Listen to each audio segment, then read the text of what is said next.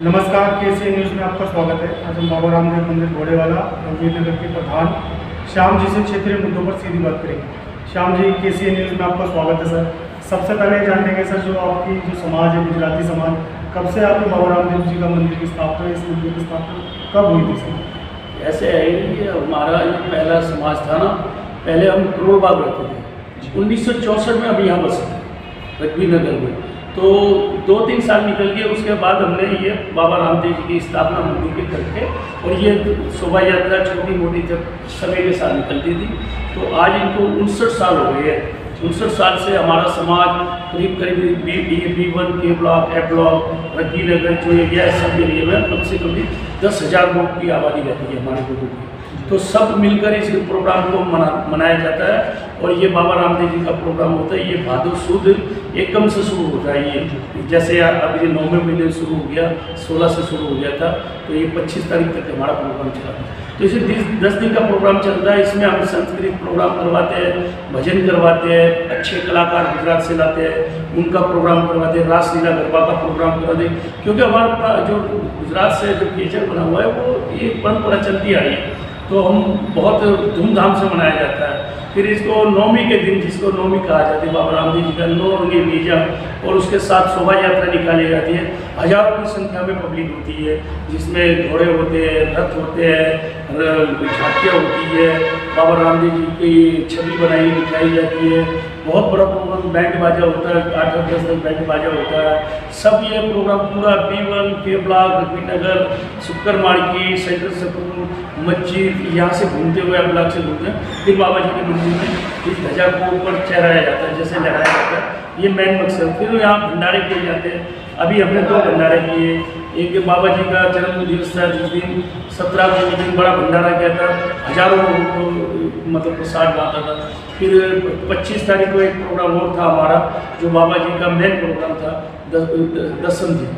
उस दिन भी हमने बड़ा भंडारा किया, लोगों को प्रसाद बांटा, बहुत लोगों को। तो हमारे लोग इस समाज पूरा बाबा रामदेव जी धार्मिक प्रोग्राम से जुड़ा हुआ है। कहीं भी कोई बात होती है धार्मिक प्रोग्राम की, तो हमारा पूरा समाज चढ़ बढ़कर काम करता है। आपसे अभी जानने की कोशिश करेंगे सर, जितने भी श्रद्धालु आते हैं उनकी सुरक्षा व्यवस्था की बात करें तो दिल्ली पुलिस का विशेष सहयोग रहता है आप लोगों को? देखिए, प्रोग्राम जब हमारा 10 दिन का चलता है, तो दिल्ली पुलिस पूरी सपोर्ट हमें करती है।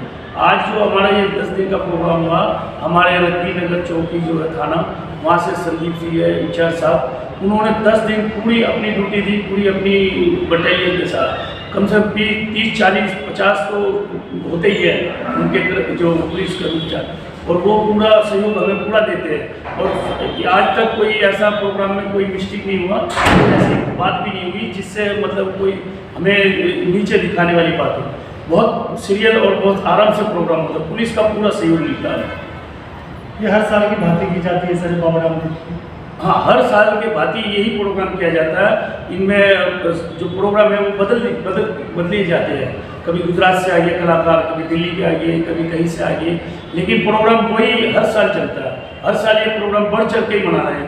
आज जैसे हजारों की संख्या में, कल 2-4 हज़ार और पब्लिक बढ़ती है। और इस प्रोग्राम में हर स्टेट से आता है, हमारा गुजरात से आते हैं, राजस्थान, पंजाब, हरियाणा, ये हर स्टेट से हमारे लोग आते हैं यहाँ पे।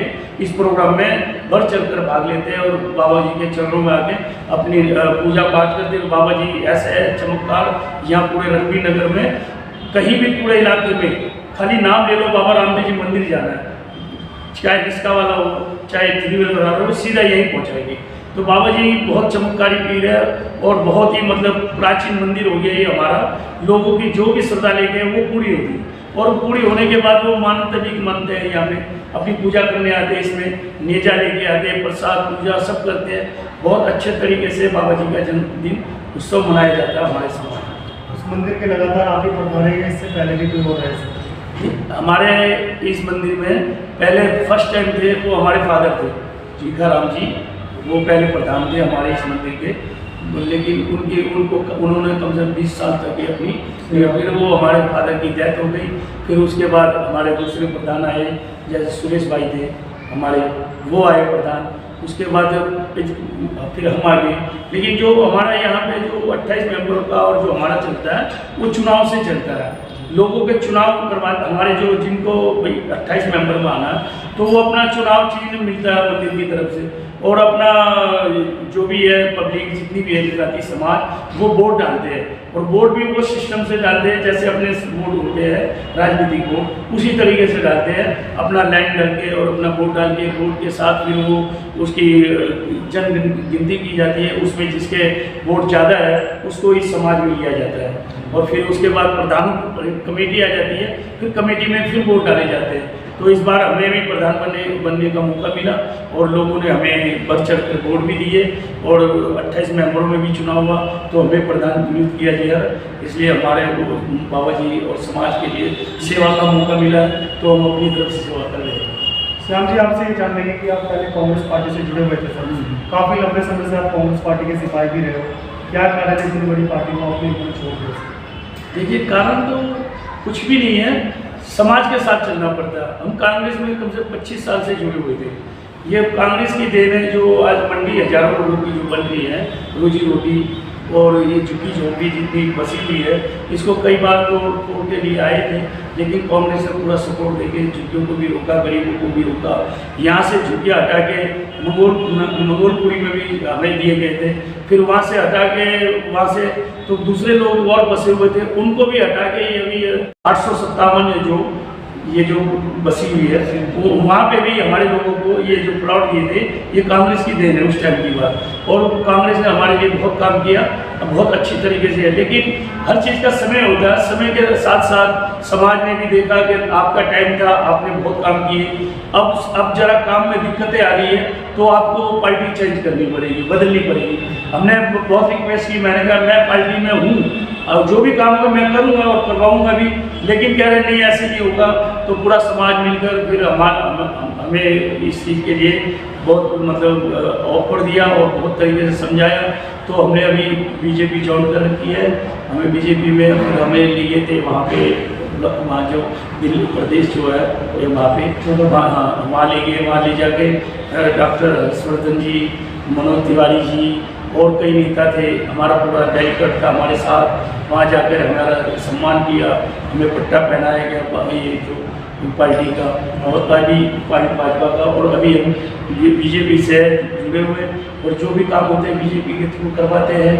समय चल रहा है, हम तो हमें पार्टी से नहीं मतलब बीजेपी या कांग्रेस हो, हमें समाज और समाज के कामों से मतलब है। समाज के काम हो, कोई भी पार्टी करे हम तो उनके साथ हैं। समाज के काम हो, मंदिरों के काम हो, गरीब लोग हमारे हैं जो उनके काम है, हम उनके साथ हैं। तो समाज के हम तो एक सिपाही है, हमें तो जहाँ भेजेंगे वहाँ चले जाएंगे, करना समाज के लिए कोई भी पार्टी करे।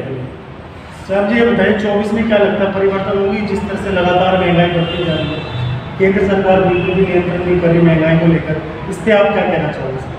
देखिए, महंगाई तो बहुत बढ़ गई है, हर मीडियम क्लास का लोग परेशान हो रहा है, लेकिन ऐसा कुछ लग रहा अभी कि कुछ परिवर्तन होगा, कुछ परिवर्तन होगा जरूर होगा, क्योंकि कुछ ऐसा देखने को भी मिल रहा, समझने को भी मिल रहा, तो इसका परिवर्तन हो जाएगा 2025।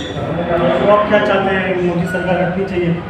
देखो, मोदी सरकार तो है, लेकिन मोदी सरकार जो ऊपर लेवल पे जो काम हो रहे हैं ना, वो मोदी सरकार अच्छा कर रहे हैं, हम उससे खुश हैं।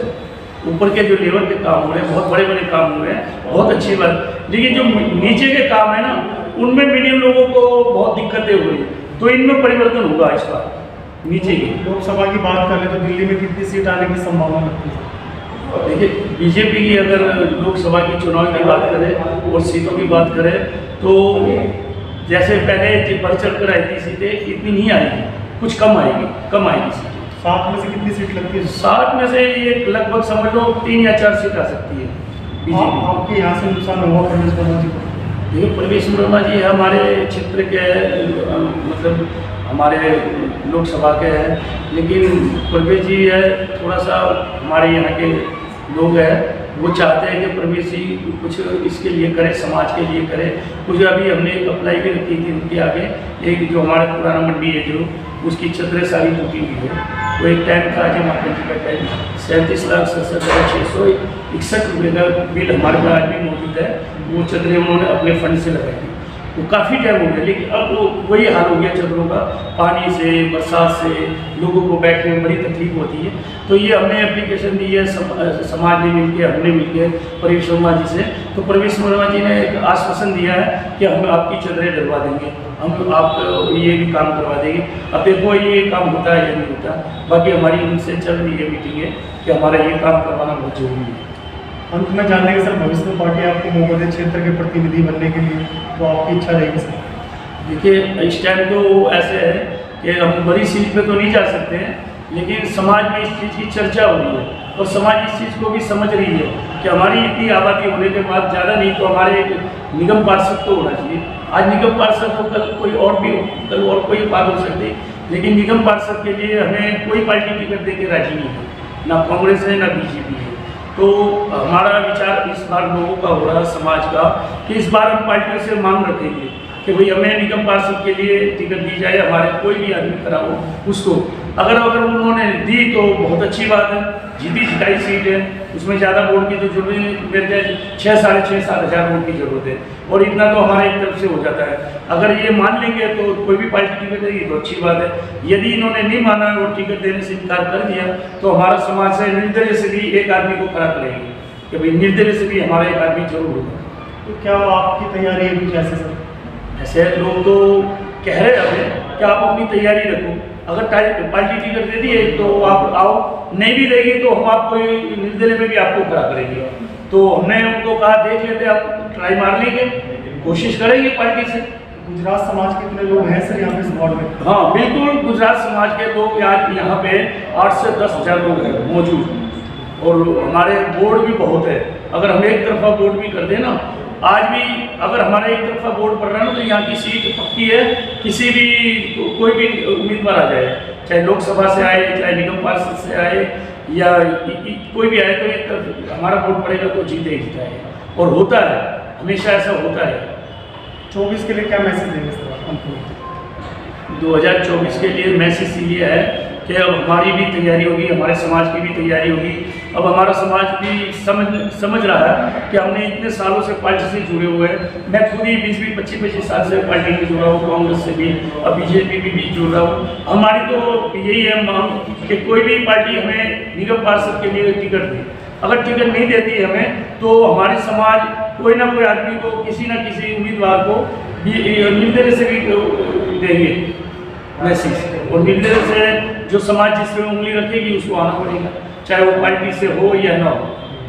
बहुत बहुत धन्यवाद सर, आपने श्याम जी आपने समय निकाल कर शुक्रिया, धन्यवाद।